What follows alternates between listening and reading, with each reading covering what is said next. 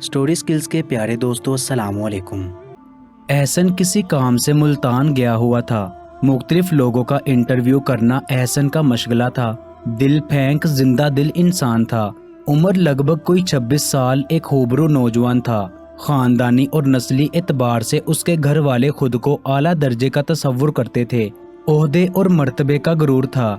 रंगो नस्ल, जात पात, नामो नस्म, रस्मो रिवाज, खानदानी स्टेटस, ये सारे हरूफ वो बचपन ही से किसी सबक की तरह सुनता आया था। एलियट क्लास में ज्यादातर अपने बच्चों की तरबियत करते वक्त ये सब कुछ किसी किताबचे या सबक की मानिंद अपने बच्चों को लाजिम निसाब के तौर पर पढ़ाया जाता है कि बच्चा या बच्ची कभी आम लोगों या उनके मुताबिक सरक छाप लोगों से ज्यादा ताल्लुकात इस्तवार न कर सकें और अपने मुस्तकबिल में अपने हम सफर का चुनाव करते वक्त इन सब बातों का ख्याल जरूर रखें। अपनी गाड़ी का दरवाजा खोलकर बाहर निकलते वक्त एहसन की नजर एक दो शीजा पर पड़ी। उम्र में एहसन से बड़ी थी, मगर शादाब और खिला हुआ चेहरा था। वो ही जाब में नजर झुकाकर रिक्शे का इंतजार कर रही थी। एहसन उसके चेहरे की परेशानी को देख रहा था। कुछ लोग आते जाते उस पर फिक्रे कहते हुए गुजर रहे थे, मगर वो किसी की बात पर कान नहीं धर रही थी। अपने पर्स से बार बार फोन निकालकर किसी से बात करती थी, फिर इधर उधर देखती थी। एहसन को तजस्सुस के साथ साथ ताज्जुब भी हो रहा था। बार बार फोन पर बात और फिर इधर उधर देखना एहसन को कुछ खदशात और शक्को शुबहात के साथ साथ ये भी लग रहा था कि वो शायद किसी बड़ी परेशानी में मुब्तला है। इतने में एक गाड़ी आकर रुकी। गाड़ी का दरवाजा खुला और वो गाड़ी की पिछली सीट पर बैठने लगी। एहसन जल्दी से अपनी गाड़ी में बैठा और उस गाड़ी का पीछा करने लगा। गाड़ी कुछ दूर जाकर एक होटल के सामने रुकी। वो गाड़ी से उतरी और इर्द गिर्द देखते हुए परेशानी में जल्दी जल्दी उस गाड़ी वाले मर्द के साथ होटल के अंदर चली गई। बॉयफ्रेंड होगा शायद उसका, एहसन दिल ही दिल में सोच रहा था। वहां चौक पर तो इतनी मासूम बनकर ठहरी थी कि जैसे कोई खानदानी और नहायत शरीफ लड़की हो, मगर काम देखो इसके। इतने में वो होटल से अकेली बाहर निकली, रिक्शा करवाया और बैठकर चली गई। अजीब बॉयफ्रेंड है, बाहर तक तो साथ आ जाता, अगर घर तक नहीं छोड़ सकता था कमीना। लेकिन यहाँ एहसन की छठी हिस्स की घंटियां बजने लगी। नहीं, मामला कुछ और लगता है। एहसन होटल के अंदर दाखिल हुआ। कमाल की आइटम थी यार। ये बात एहसन के कानों में पड़ी। बोलने वाला वही था जो गाड़ी में उस लड़की को होटल लेकर आया था। एक रात का कितना लेती है? वो गाड़ी वाला होटल के मैनेजर से पूछ रहा था। अरे सर, कोई मसला नहीं है, आपका जब इरादा हो बात तय करवा दूंगा। हाँ ये भी ठीक है। अच्छा लो, अपना इनाम तो ले लो। 500 रुपए का नोट होटल मैनेजर के हाथ में थमाकर वो शख्स बाहर चला गया। एहसन किसी सोच में गुम था। तवाइफ मतलब तवाइफ है? ये तो फिर हिजाब तो ऐसे लिया हुआ था जैसे मदरसे जाती हो। काम देखो और अंदाज देखो। एक्सक्यूज मी, मैं आपकी क्या मदद कर सकता हूँ सर? होटल मैनेजर ने एहसन से मुखातिब होते हुए कहा। वो दरअसल मैं ये पूछना चाहता था कि क्या एक कमरा मिल सकता है? जी सर, क्यों नहीं। सिर्फ कमरा लेंगे या कुछ और भी? मैं कुछ समझा नहीं। एहसन ने हिचकिचाते हुए पूछा। अरे सर, मैं अच्छी तरह जानता हूँ आप जैसे जवान की दिलचस्पी को। तस्वीर का एक एल्बम एहसन के सामने रखते हुए मैनेजर ने कहा। एहसन ने कहा कि अभी जो औरत गई है वो? जी सर, वो भी ठीक है। उसके साथ मेरा आज रात का वक्त मुकर्रर कर दें। डन हो गया सर। एहसन एडवांस और मैनेजर का कमीशन देकर होटल से वापस चला गया। रात को 9 बजे मैनेजर ने कॉल की। आज रात की डील पक्की हो चुकी है, 11 बजे होटल पहुंच जाना। मेरी वालिदा शदीद बीमार है और उस वक्त एमरजेंसी में दाखिल है, मैं नहीं आ सकती हूँ।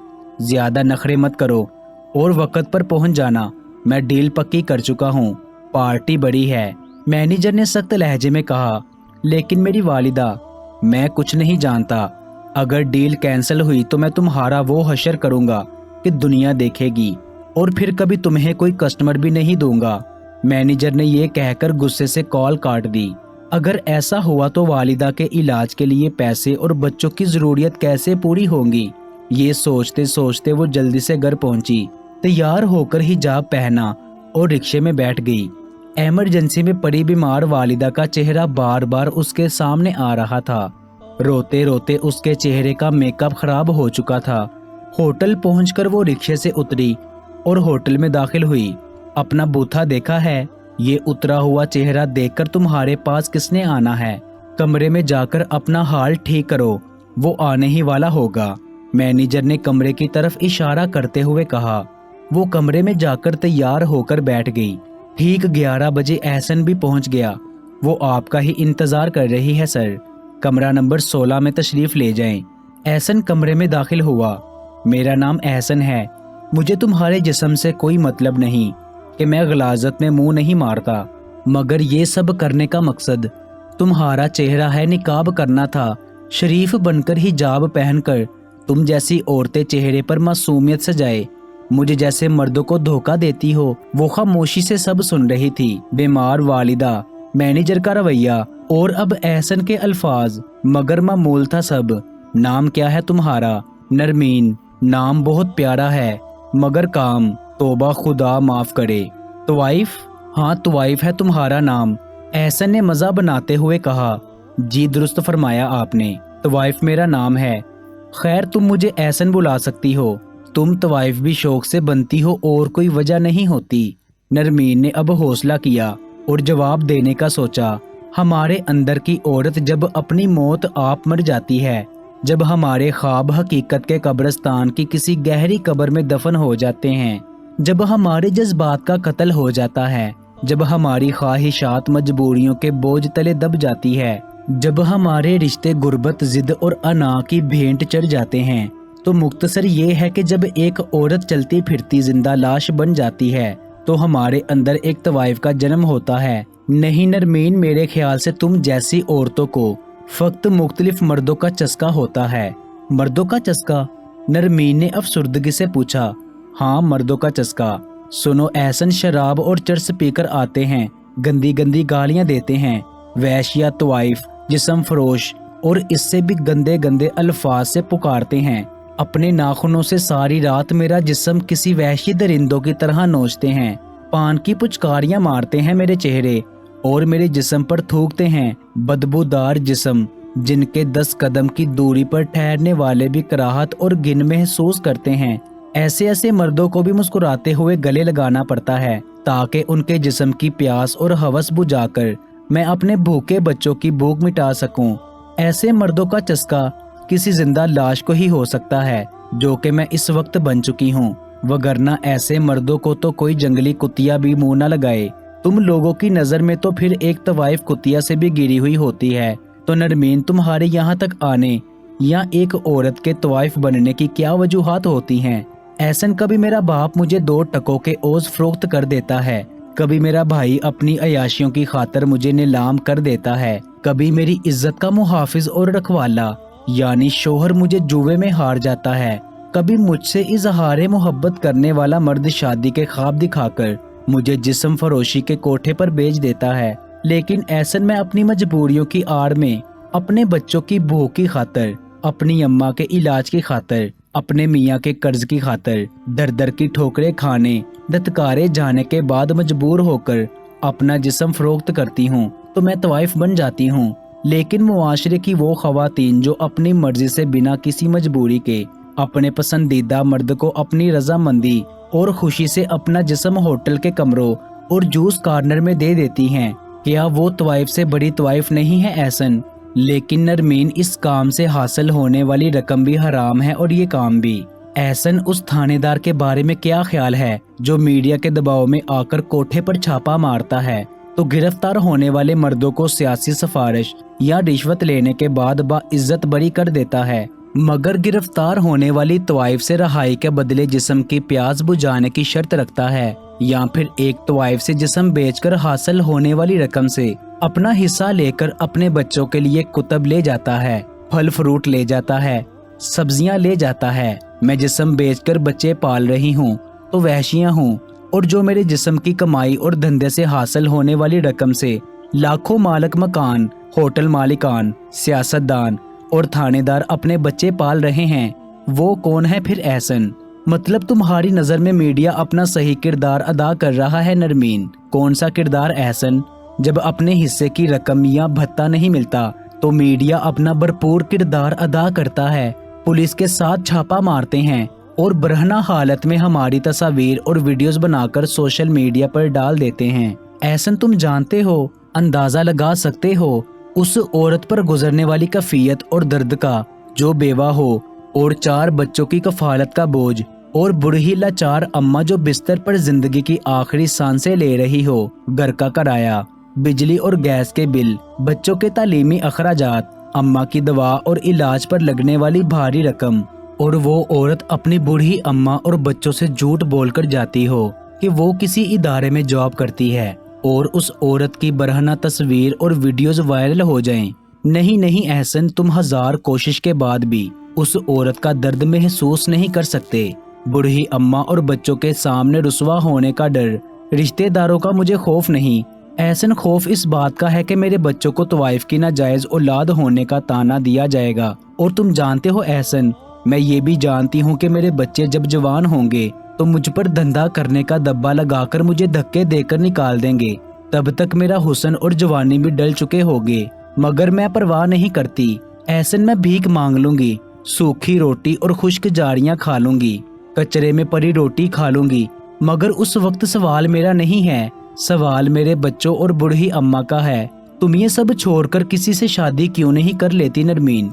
शादी? अच्छा मजाक है एहसन, भला तवाइफ से शादी कौन करता है?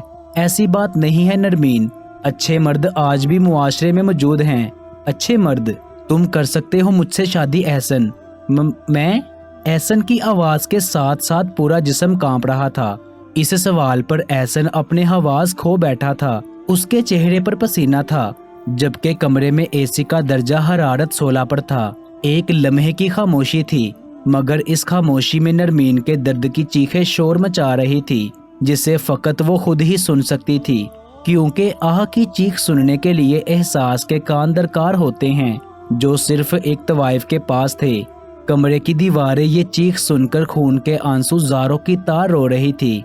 एहसन दिल ही दिल में कुछ बुरबुरा रहा था। शादी? तवाइफ? मैं? तवाइफ? नामो नसब तवाइफ, रस्मो रिवाज तवाइफ, मुआशरा तवाइफ, खानदानी सकाफत तवाइफ, फैमिली स्टेटस तवाइफ, लोग तवाइफ, रंगो नस्ल तवाइफ, जात पात तवाइफ। एहसन ये सब कुछ बुरबुरा रहा था। नरमीन ने अपने आंसू पूंछते हुए एक शादाबी मुस्कुराहट चेहरे पर सजाकर बड़े प्यार से एहसन से मुखातिब होकर कहा, एहसन, अगर इस नामो नसब, रंगो नस्ल, जात पात, ओहदो मर्तबा, रस्मो रिवाज, खानदानी सकाफत, फैमिली स्टेटस का ख्याल तुम लोगों को कोठों पर जाने से पहले और तवाइफ के साथ रात गुजारने से पहले करते, तो आज जिस्म फरोशी के ये कोठे वीरान पड़े होते। यहाँ जिस्म फरोशी का धंधा ना होता और तवाइफ को किसी और रास्ते का इंतखाब करना पड़ता। मगर अफसोस कि तुम लोग इस सब की परवाह फकत हलाल रास्ते और शरी तरीकों पर करते हो। हराम, नाजायज और गैर शरी काम करते वक्त, कोठों पर जाते वक्त, वैश्या के साथ रात गुजारते वक्त तुम इस सब की परवाह नहीं करते नरमीन। मगर तुम जिस रास्ते पर हो उसकी मंजिल जहन्नुम है। एहसन, जिस माँ के जिगर गोशे भूखे मारे तड़प रहे हों, जिसका बच्चा हस्पताल में जिंदगी और मौत की जंग लड़ रहा हो, मगर डॉक्टर मसीहा 1000 मिन्नत समाजत, हाथ जोड़ने और गिरगिराने के, खुदा और रसूल के वास्ते देने के बाद भी इलाज करने पर आमादा ना हो, जिसकी बूढ़ी बुजुर्ग और लाचार माँ दवाओं और इलाज की गर्ज से अपनी बेटी की जानिब अफसुर्दगी से निगाह से देखती हो, वो गुनाह या सवाब नहीं देखती। एहसन, वो अपने बच्चों के फाका और बूढ़ी माँ की बीमारी को देखती है। लेकिन नरमीन देखो, एहसन, मुआशरे में दौलत की गैर मुनसफाना तकसीम ही एक औरत को तवाइफ और वहशिया बनाती है, और एक पढ़े लिखे तालीम याफ्ता नौजवान को हथियार उठाने और दहशत गर्द बनने पर मजबूर करती है। जब जिस्म पर चादर डालने की बजाय जिस्म से लिबास उतारने पर दौलत खर्च की जाती हो, जब मुजरे की महफिलों पर डॉलर्स निछावर किए जाते हों, तो मुझे जैसी औरत को तवाइफ बनना पड़ता है। और रही बात मेरी जहन्नुम की, तो मेरे पास आने वालों, मुझसे धंधा करवाने वालों और मेरा जिस्म खरीदने वालों के बारे में क्या ख्याल है एहसन? क्या खुदा तवाइफों का नहीं होता एहसन? तुमने वो वाकया तो किसी किताब में पढ़ा होगा। वाकया? कौन सा वाकया नरमीन? मुझे जैसे ही एक तवाइफ ने जब अपने जूते में पानी भरकर एक प्यासे कुत्ते को पिलाया था तो मेरे गफूर रहीम खुदा ने उसे बख्शकर जन्नत अता कर दी थी। तो मेरा खुदा भी तो वही खुदा है ना एहसन। मुझे खुद से ज्यादा फिक्र उन लोगों की है एहसन जिनकी नाइंसाफियों की बदौलत में इस जिस्म फरोशी के बाजार तक पहुंची हूँ। बाकी मेरी जन्नत या जहन्नुम का फैसला करने वाले इंसान कौन होते हैं? ये सब बातें एहसन के मुंह पर किसी जोरदार तमाचे की मानिंद लगी थी। नरमीन, क्या तुम्हें आज तक कोई अच्छा मर्द नहीं मिला? मैं अच्छे मर्दों के पैर धोकर भी पीने के लिए तैयार हूँ एहसन। तुम्हें एक दिन का वाकया सुनाती हूँ। एक दिन 6 लड़के रात के लिए मेरा जिस्म खरीद कर मुझे अपने साथ ले गए। उन लड़कों ने शराब पी और मुझे अपने दरमियान में बिठा लिया और मुझसे भी शराब पीने का कहने लगे। मैं तवाइफ जरूर हूँ एहसन, मगर शराब नहीं पीती। मेरे इनकार करने पर नशे में धुत लड़कों ने मुझ पर बहुत तशद्दुद किया और फिर बारी बारी जख्मी हालत में भी सारी रात मेरा जिस्म नोचते रहे। मेरी चूड़ियां तोड़ी और मेरी कलाइयों से खून बहता रहा और गिलास का कांच माथे पर लगने से मेरा माथा भी शदीद जख्मी था। मैं खाली पेट थी मगर वो फिर भी सारी रात मेरा जिस्म नोचते रहे। इसी दौरान उन सब ने अपने एक दोस्त को भी फोन पर आने की दावत दी। एक लड़का मुझ पर अपनी हवस बुझा रहा था कि फज्र की अजान शुरू हो गई। मैंने एकदम से सीधे होकर अपने जिस्म पर चादर लेने और सर पर दुपट्टा लेने की कोशिश की कि ऐसा करने पर उस लड़के ने शराब की बोतल मेरे सर पर दे मारी। मैं तवाइफ जरूर हूँ एहसन, मगर अजान का एहतराम करती हूँ।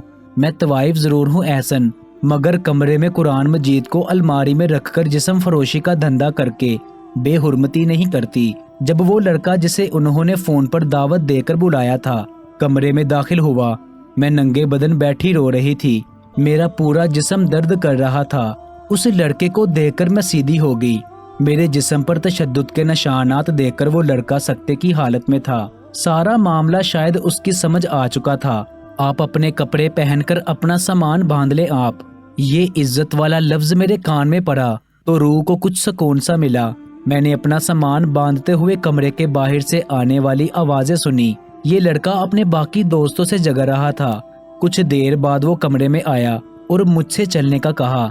मेरा हाथ पकड़कर अपने दोस्तों से जगरता हुआ मुझे लेकर बाहर चला गया। मोटरसाइकिल पर अपने साथ मुझे अस्पताल ले गया। मेरे जख्मों पर मरहम पट्टी करवाने के बाद मुझे मेरे घर से कुछ फासले पर सॉरी कहते हुए चला गया। उसके इस अंदाज और लहजे से ही मेरे सारे जख्म भर चुके थे एहसन वो जरूर किसी आला तरबियत याफ्ता वालिदैन की औलाद था, आला दर्जे के नामो नसब वाला। उस लड़के का नाम क्या था नरमीन?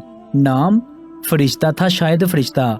हाँ फरिश्ता, यही नाम था उसका, क्योंकि मेरी नजर में ऐसे मर्द फरिश्ता ही होते हैं एहसन मैं तवाइफ जरूर हूँ मगर शराब नहीं पीती। मैं तवाइफ जरूर हूँ एहसन, मगर कमरे की अलमारी में कुरान पाक रखकर जिस्म फरोशी का धंधा करके उसकी बेहुरमती नहीं करती।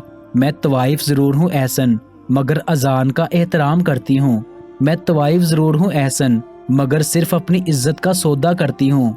मैं तवाइफ जरूर हूँ एहसन, मगर सूद का कारोबार नहीं करती। मैं तवाइफ जरूर हूँ एहसन, मगर नाप तोल में कमी और मिलावट नहीं करती। मैं तवाइफ जरूर हूँ एहसन, मगर यतीम और मस्कीन के हक नहीं खाती। एक बार फिर नरमीन के अल्फाज एहसन के दिलो दिमाग को जख्मी कर गए थे। कमरे में एक तवील और गहरी खामोशी थी। नरमीन, तुम इस मुआशरे को कोई पैगाम देना चाहोगी?